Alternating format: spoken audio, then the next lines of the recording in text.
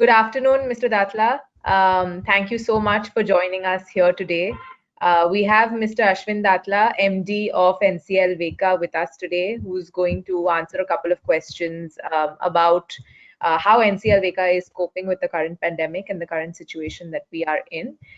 So let's just open the discussion, Mr. Datla, by just asking you a little bit about the merger, very interesting merger between NCL and German-based Veka.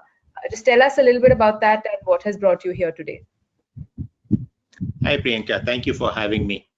So this merger is about 2 years old. Veka is the world's largest extruder of uPVC profiles, and NCL was the largest uPVC profiles manufacturer in India.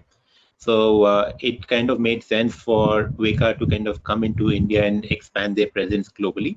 And from NCL's perspective, we had access to Veka's brand and their technology and their capabilities for manufacturing globally. So all in all, it's been a very good experience where the culmination of two market leaders coming together. Since then, we continue to kind of grow our presence in India. We are currently the largest, we continue to be the market leader with a good 16 to 18% of the market share in the uPVC profiles. Great, good to know. And thank you for that information. Let's jump into, of course, what's on everyone's mind and what we're kind of reading about day in and day out. How is NCL Veka coping with the lockdown? Since of course you have an international company also partnering with you, what does this mean for your production? Any import difficulties that you're seeing from overseas counterparts? And what about what do you think the post-COVID scenario is going to look like? Well, I think there are a lot of questions in there. Let me try to kind of answer as many as possible. So I think this has been a very difficult and time because it is unprecedented, not only for us, but pretty much for everybody else. So while I think pretty much everybody is kind of grappling in the dark and trying to figure out how and what is happening and how do we deal in the situation. I think foremost, I think the focus has always been on the employees to make sure that their safety is taken care of. Fortunately, from our presence both in India and globally, we've not had any incidents of COVID mortality. So that's been a big presence. But that being said, I think in India, what has happened is more than the COVID, I think the shutdown and the lockdown that has happened has taken a toll. We are definitely not under the essential services. So basically, our factory has been shut for pretty much the last month. I think more than anything else, it is the morale of the employees that is being impacted. And I think the focus right now is to kind of get back to work and kind of restart where we left off. There are a lot of unknowns in the market right now. I think we're just trying to figure out what is where and how do we fit into the whole equation. The second question that you asked was on the supply chain and how that is going to impact us.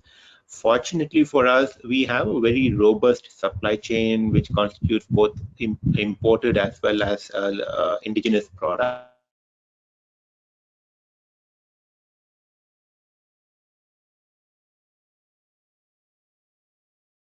Quality standards. So we have multiple suppliers on pretty much all fronts. So we do not see that as a problem.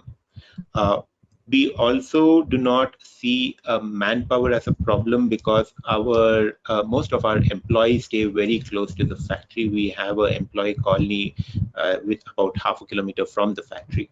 So more than 90% of all the workers stay there. So that has not been a challenge also. In terms of production capability, with Veka coming in over the last 2 years, we have invested a lot on infrastructure. So we have enough capacity going forward. So on capacity, on supply side, and on the workforce, we are all good. I think the area where we are hurting is on the demand side. And I think that is where the challenge is currently and where it will continue to be in the immediate future. Right. What do you, when do you, now that you're speaking about demand, when do you think the scenario will kind of shift and change, and which sectors do you think the demand is going to really be coming from after this pandemic kind of passes, or at least gets a little bit better?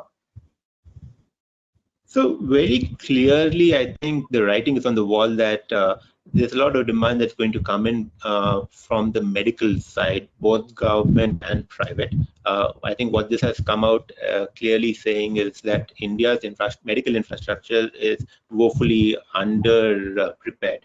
So I'm hoping that the focus in the next couple of years and maybe even the decade would be from the medical side. So so that would be a big focus for us also, because I think that is where the market is growing.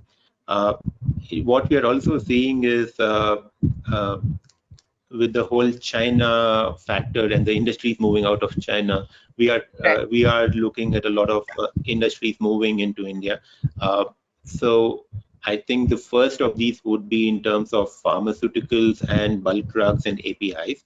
Now, fortunately, one of the things that all these industries require are non-corrosive and easy to maintain materials, pretty much, that go across. And uPVC profiles kind of fits very nicely into the overall segment. So that is another area that we are going to continue. But while those are two new industries or focuses that we would expect to kind of come in, the areas that are the historical areas like government, infra, schools, education, all that would continue to be a focus for us, including residential. Okay. What was the proportion pre-COVID of these different segments, and how is the proportion kind of going to shift for you from a demand supply perspective? The nature of the product has predominantly been towards residential. So a majority of our product has been used in the residential. I believe this will continue to happen. While the residential market itself is expected to kind of face some headwinds going forward, we expect that there would be some kind of cannibalization from aluminum windows to PVC windows that would happen. So this trend has been happening for the last decade. We expect that this will kind of accelerate going forward. Okay. I know you spoke about your workforce and the fact that nobody has been kind of infected, but you've also spoke about their morale being down. Anything in specific that NCL Veka has been doing to kind of keep their morale up, encourage them? Any policies or systems you've put in place at this time? So I think this is the place where adoption of technology is something that is being being hastened more as a necessity than of what one would like. And I think we've been using a lot of the technologies like what we are doing right now, such as webinars, Zooms, and all, to kind of connect to people. Fortunately, our HR and training teams have been able to identify a significant number of courses that are available to help people engage during these times. Not only that, I think we've also used this time to kind of reach out to pretty much all our customers and kind of use this as an opportunity to kind of connect to them, not only on a business side but also on a personal level, because what is happening is it is unprecedented, and these are troubling times. So we are able to kind of connect at a different level now. Right. What do you kind of see? How do you think? Give me a little bit of your view on the economy at large. How long do you think the economy is going to take to bounce back? And specifically, if you look at building material segment, just your take on it. I think this is anybody's guess at this moment. It's difficult to say. But we've been speaking extensively to a lot of our customers, builders, architects, and all. And I think the essence is this, to summarize, the essence is projects that have kind of hit a critical mass will be completed. New projects would be deferred or delayed. Now, how long that would happen, we do not know. So once the lockdown is lifted, our estimate is that the demand for ongoing projects will continue at least for the next 6 months or so. how quickly new projects and are grounded, I think that is a question. And I think this is where we would need significant effort from the government to kind of push and promote this sector. As you're aware that this is the second largest employer for people in the country after agriculture. Now,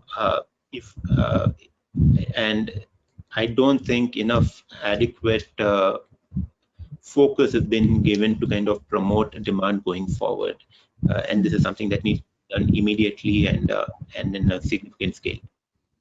Okay, and are you optimistic on the lockdown being lifted on the date that we are currently on May 3rd, or do you believe it's going to be extended and we're kind of going to be in this situation for a little while longer? So my personal feel is I think the lockdown 1.0 was very required and mandated, and I think that came in at the right time. I think that, and that was the time when the basic infrastructure for treating people should have been set up.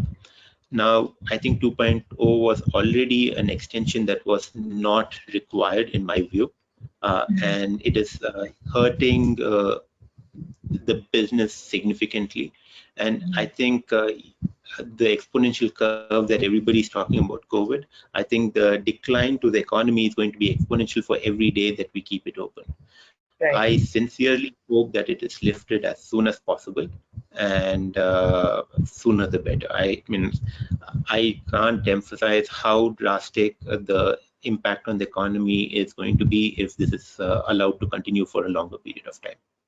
I quite agree. Quite agree. At least the younger generation or people who are not in danger zones, those age brackets should be allowed to go out and kind of work and, you know, absolutely, yes, on its feet. I agree. Thank you so much, Mr. Datla. That was, you know, that was very informative, and thank you for taking out your time and being with us here today. My pleasure, Priyanka. Thank you so much. Take care and stay safe.